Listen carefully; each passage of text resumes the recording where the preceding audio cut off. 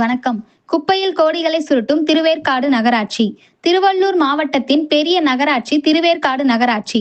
18 வார்டுகள் கொண்ட இந்த கோயில் நகரத்தில் நகராட்சி நிர்வாகத்தால் கேவலம் குப்பையை கூட அகற்ற முடியவில்லை.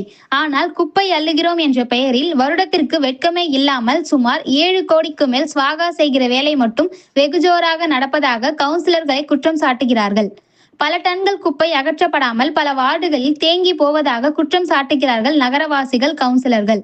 குப்பையை அள்ளி அகற்ற துப்புரவு பணியாளர்கள் 250 பேர் இருந்த இந்த நகராட்சி தற்போது வெறும் 70-80 துப்புரவு பணியாளர்களை மட்டுமே கொண்டிருக்கிறது. இதில் அவர்களுக்கும் மாதந்தோறும் ஊதியம் ஒழுங்காக வழங்கப்படவில்லை என குற்றம் சாட்டுகிறார்கள் துப்புரவு தொழிலாளர்கள். புதிதாக வந்த கிரீன் வாரியர் என்னும் குப்பை அகற்றும் ஒப்பந்ததாரர்கள் 7.5 கோடிக்கு நகராட்சியோடு ஒப்பந்தம் போட்டுக்கொண்டு மாதந்தோறும் 70 லட்சம் வரை குப்பை அள்ளும் பணிக்கு பில் போடுகிறார்கள்.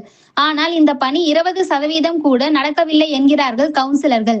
கிரீன் வாரியர் ஒப்பந்ததாரரின் மேலாளராக இருக்கும் நவீன் என்ற மேலாளரின் அடாவடித்தனத்தால் துப்புரவு பணி முற்றிலும் பாதிக்கப்பட்டுள்ளதாக குற்றம் சாட்டுகிறார்கள் சுகாதாரத்துறை பணியாளர்கள்.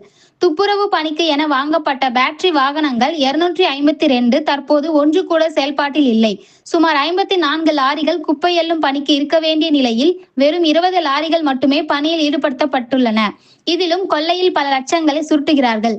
சுகாதார அதிகாரியும் சரி, சுகாதார ஆய்வாளர்களும் சரி, இருவரும் ஒப்பந்ததாரர் தரும் லஞ்சம் பணத்துக்காக ஒப்பந்ததாரரின் இந்த அடாவடி அட்டூழியங்களை கண்டு கொள்வதில்லையாம்.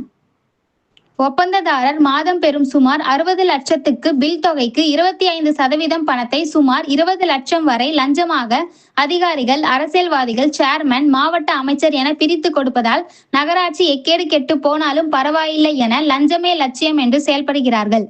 இது குறித்து 10க்கும் மேற்பட்ட கவுன்சிலர்களிடம் பேசிய போது உள் நகராட்சி நிர்வாகம் சேர்மனின் நடவடிக்கையில் முற்றிலும் ஸ்தம்பித்து போய்விட்டது.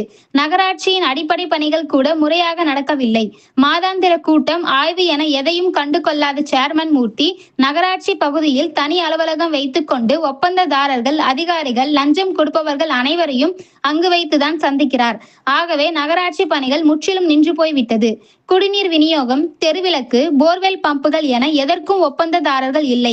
அவர்களுக்கு கொடுக்க வேண்டிய பில் தொகையை நகராட்சி நிர்வாகம் கொடுக்காத நிலையில் அவர்கள் மேற்கொண்டு பணி செய்வதில்லை. ஆகவே நகராட்சிகள் அடிப்படை பணிகள் அறவே நின்று போய்விட்டது. தலைவரும் சரி, அதிகாரிகளும் சரி, நகராட்சி நிர்வாகம் பணம் கொட்டி கொடுக்கும் சுரங்கம் என நினைத்து பணம் கொள்ளையடிப்பதை மட்டுமே பார்க்கிறார்கள். இப்படியே போனால் அடுத்த முறை திருவேற்காடு நகராட்சி ஆளும் திமுக தரப்பு ஜெயிக்க வாய்ப்பே இல்லை என்கின்றனர். ஆக திருவேற்காடு நகராட்சியை திமுகவை கை கழுவி விட்டது. நன்றி. இந்த நியூஸ் உங்களுக்கு பிடிச்சிருந்தா லைக் பண்ணுங்க, ஷேர் பண்ணுங்க. இது போன்ற நியூஸை நீங்க தொடர்ந்து கேட்கணும்னா என் நாடு சேனலை சப்ஸ்கிரைப் பண்ணுங்க.